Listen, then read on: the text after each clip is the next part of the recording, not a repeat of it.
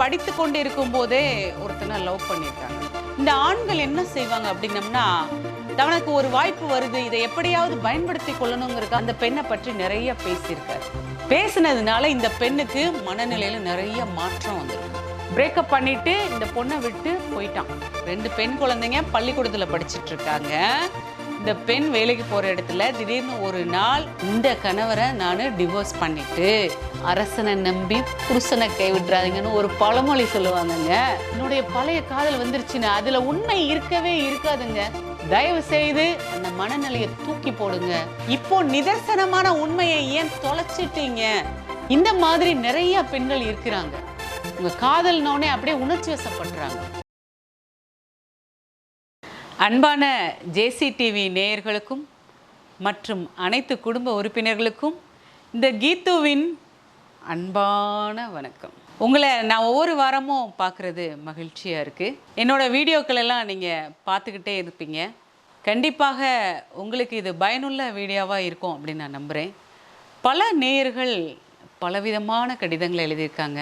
அதில் இன்றைக்கி ஒரு தாயார் எழுதின கடிதத்தை நான் பார்க்குறேன். நான் முழுதும் படித்து முடிச்சுட்டேன் அந்த கடிதத்தை பற்றி. அந்த தாயார் ரொம்ப மனசு உடைஞ்சி எழுதியிருந்தாங்க. அந்த தாயாருடைய பெண்ணுக்கு தான் பிரச்சனை. ஒரே பெண்ணா அந்த தாயாருக்கு. அந்த தாயாருடைய கணவரும் இல்லை. இந்த பெண்ணை கஷ்டப்பட்டு வளர்த்து படிக்க வச்சு நல்ல ஒரு இடத்துல திருமணம் செய்து கொடுத்துருக்குறாங்க. இப்போ என்ன பிரச்சனைன்னு எழுதியிருக்காங்கங்கிறத நான் உங்களுக்கு சொல்கிறேன். ஏன்னா அந்த தாயார் என்கிட்ட கேட்டுக்கிட்டது என்ன அப்படின்னம்னா, என்னுடைய பெண்ணுக்கு இது ஒரு பாடமாகவும் இருக்கட்டும், மற்றும் எல்லாருக்குமே இது ஒரு பாடமாக இருந்தால் நல்லாயிருக்கும் மேடம். இது என் பொண்ணுக்கு இந்த சேனல் மூலமாக போய் ரீச் ஆனதுன்னா நான் ரொம்ப சந்தோஷப்படுவேன். அதனால் தயவுசெய்து இதை சேனலில் நீங்கள் போடணும் அப்படின்னும் கேட்டுக்கிட்டாங்க. அதனால் இதை நான் வெளியிடுறோம். அந்த தாயார் எழுதுனதில் அந்த பெண்ணுக்கு என்ன பிரச்சனைன்னா, அந்த பெண் படித்து கொண்டு இருக்கும்போதே ஒருத்தனை லவ் பண்ணியிருக்காங்க. நல்ல காதல், ஒரு 3 வருட காதலாக போயிருக்கு. வீட்டிலையும் எந்த பிரச்சனையும் இல்லை. இவங்க அம்மாக்கிட்டேயும் பேசி கன்வின்ஸ் பண்ணியிருக்காங்க. அது இந்த தாயாருக்கும் தெரியுது. ஆனால் என்ன ஆகி போச்சுன்னா, அந்த பையன் ஒரு கட்டத்தில் நான் வெளிநாடு போய் நிறைய சம்பாதிக்க வேண்டும் அப்படின்னு சொல்லியிருந்துருக்குறான்.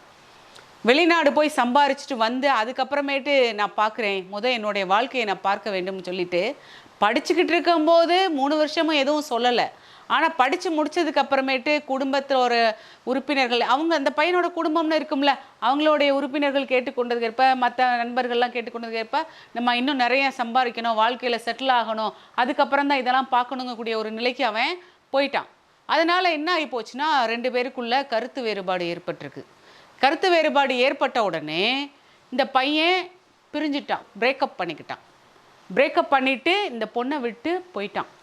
இதனால் இந்த பெண் கொஞ்ச நாள் மன உளைச்சலாக இருந்திருக்காங்க. அவங்க இந்த அம்மா தான் என்ன செஞ்சுருக்காங்க, அந்த பெண்ணை ரொம்ப தேற்றி நல்ல விதமாக பேசி அந்த பெண்ணிற்கு ஏற்ற மாதிரி ஒரு வரனை தேடி நல்ல விதமாக திருமணம் செய்து கொடுத்துருக்குறாங்க. அந்த பெண் போய் நல்லா இருந்திருக்கிறா, ஒன்றும் பிரச்சனை கிடையாது. அது வரைக்கும் இந்த அம்மாவுக்கு ரொம்ப ரொம்ப சந்தோஷம். நல்ல வேளை அந்த ஒரு பெரிய மோசமான நிலையிலேருந்து நம்ம பொண்ணை மீட்டு எடுத்துட்டோம் அப்படின்னு ஒரு சந்தோஷமாக இருக்குது அப்படின்னு சொல்லியிருக்காங்க. இதில் என்ன ஆகி போச்சு அப்படின்னம்னா, அந்த பெண்ணுக்கு 2 அழகான குழந்தைங்க. அவங்க மருமகன் நல்லா தான் கவனிச்சுக்கிறாரு. அவ்வளோ ஒரு தங்கமான மருமகன்னு மருமகனை பற்றியே நிறைய எழுதியிருக்காங்க. இப்போ என்ன பிரச்சனைனா, இந்த பெண் படித்த பெண்ணால் இடையில கொஞ்ச நாள் வேலைக்கு போக ஆரம்பிச்சிருக்கு. 2 பெண் குழந்தைங்க பள்ளிக்கூடத்தில் படிச்சுட்டு இருக்காங்க. இந்த பெண் வேலைக்கு போகிற இடத்துல திடீர்னு ஒரு நாள் பழைய காதலனை பார்த்துருக்கு. பார்த்ததுனால என்ன ஆகி போச்சு அப்படின்னம்னா, 2 பேருக்குள்ளே பழக்கம் ஏற்பட ஆரம்பிச்சிருச்சு. பழக்கம் ஏற்பட ஆரம்பித்த உடனே அது திரும்ப பழைய விஷயங்களை தட்டி தூண்டி எழுப்புன மாதிரி ஆகிப்போச்சு.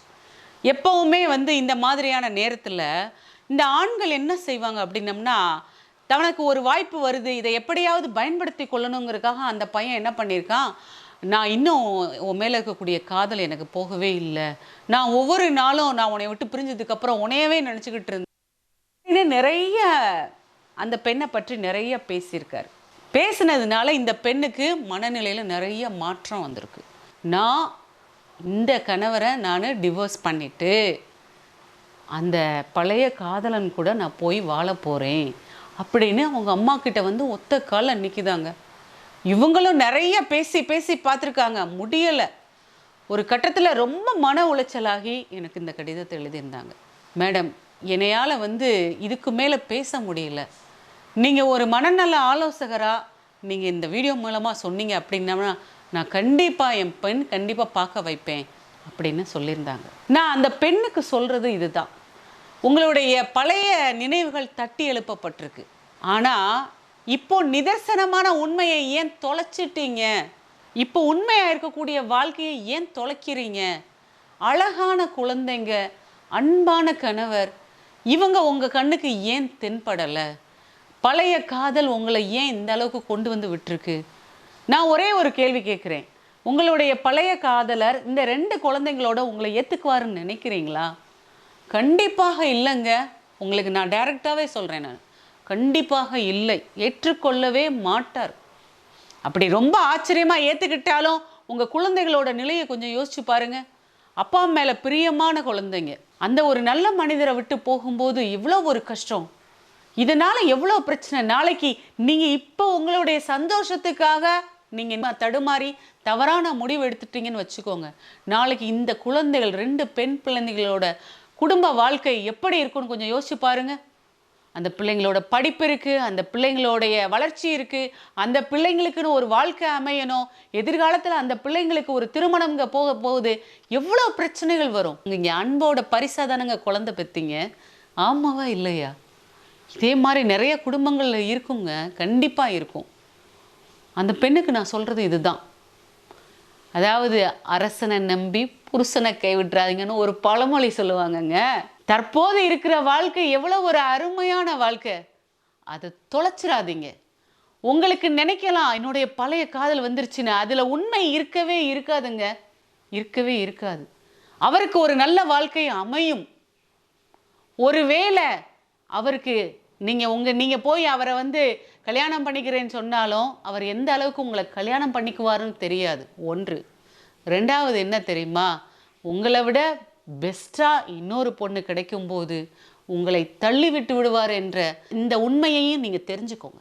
இந்த நிலை ஏற்படலாம் ஃப்யூச்சரில். அதனால் உங்களுக்கு நான் சொல்கிறது ஒன்று தான், நல்லா சம்பாதிக்கிறீங்க, இந்த குடும்பத்தை இழந்து விடாதீர்கள். பழைய காதலெல்லாம் தூக்கி போட்டுருங்க, நமக்கு தேவையில்லாத ஒன்று. உங்களுடைய வாழ்க்கையில் நீங்கள் செஞ்சுருக்கிறீங்க, நீங்கள் உண்மையாக காதலிச்சிருக்கிறீங்க, நான் மதிக்கிறேன். ஆனால் அது இப்பொழுது இல்லை அல்லவா? மீண்டும் அவர் திரும்ப திரும்ப உங்களை பயன்படுத்தி கொள்ளணும் தான் நான் நினைக்கிறான்னு சொல்லுவேன். தயவு செய்து அந்த மனநிலையை தூக்கி போடுங்க. இப்போ இருக்கக்கூடிய கணவர் கூட அன்பான வாழ்க்கை வாழுங்க. இது நான் உங்களுக்கு சகோதரியாக நான் சொல்லிக்கிறது இதுதான். நான் அந்த தாயாருக்கு தனிப்பட்ட விதத்துலேயும் கடிதம் எழுதியிருந்தேன். இந்த மாதிரி நிறைய பெண்கள் இருக்கிறாங்க, உங்கள் காதல்னோடனே அப்படியே உணர்ச்சி வசப்படுறாங்க. தயவு செய்து திருமணத்திற்கு முன்னே இருக்கிற வாழ்க்கை வேறு, திருமணத்திற்கு பின் இருக்கக்கூடிய பொறுப்பான வாழ்க்கை வேறு. திருமணத்திற்கு பின் நீங்கள் குடும்ப தலைவியாக இருக்கீங்க, ஒரு அம்மாவாக இருக்கிறீங்க, சமுதாயத்துக்கு மதிப்பு மிக்க ஒரு பெண்ணாக பார்க்கப்படுறீங்க. அந்த நிலையை தூக்கி போட்டு உடைச்சிடாதீங்க. அதனால் இந்த பெண்ணிற்கு நான் சொல்லிக்கொள்வது இதுதான், பழைய விஷயங்களை கிண்டி கிளறி அதை நாற்றம் எடுக்க வைக்காதீர்கள், அதை மொத்தமாக வெட்டி தூக்கி போடுங்க. ஒரு செடியில் அழுகல் இருக்குது அப்படின்னா நம்ம என்ன செய்வோம், அதை வெட்டி தூக்கி போட்டுருவோம். அப்போனா தான் அந்த முழு செடியையும் காப்பாற்ற முடியும். அதுபோல் நம்மளுடைய வாழ்க்கையில் ஒரு விஷயம் நடந்து முடிந்து விட்டது, அதை வெட்டி தூக்கி போட்டுருங்க. அதை திரும்பவும் ஒட்ட வச்சுட்டு மொத்த வாழ்க்கையையும் நீங்கள் ஸ்பாயில் பண்ணிடாதீங்க. இப்போ இருக்கக்கூடிய குடும்பத்தோடு சந்தோஷமாக வாழுங்க அப்படின்னு நான் உங்களை கேட்டுக்கிறேன். அப்படித்தானே? இந்த வீடியோ நிறைய பேர் குடும்பங்களில் இந்த மாதிரியும் இருக்கலாம். ஏன்னா அந்த பெண் அவ்வளோ ஆக்ரோஷமாக சொல்லுது அப்படின்னு அவங்க அம்மா சொல்லியிருக்காங்க. நான் அவர் கூட போய் நான் வாழ போகிறேன் அப்படின்னு எந்த மனநிலையில் அப்படி சொன்னாங்கன்னு எனக்கு தெரியவே இல்லை. இந்த மாதிரி நிறைய பேர் யோசிக்கலாம். தயவு செய்து இன்னும் சில பேர் என்ன செய்யலாம், இந்த மாதிரி ஒரு தவறான உறவுகளில் நீங்கள் ஈடுபட்டு அதனால் பின்னாடி வரக்கூடிய குற்ற உணர்வுகளிலிருந்து நீங்கள் மீள முடியாமல் தவிக்கலாங்க. ஒன்ஸ் நீங்கள் ஒரு வேளை தப்பு பண்ணியிருந்தாலும் சரி பண்ணாட்டாலும் சரி கட் பண்ணி தூக்கி போட்டுருங்க. இப்போ இருக்கக்கூடிய வாழ்க்கையை சந்தோஷமாக வாழுங்க. இதுதான் நான் சொல்லக்கூடியது. கண்டிப்பாக அந்த பெண் மாற்றிக்கொள்வார், அவர்களுடைய குடும்பத்தை மீட்டெடுப்பார்னு நம்பிக்கையில் நான் உங்களை பார்க்குறேன் அடுத்த வீடியோவில். அது வரைக்கும் See you.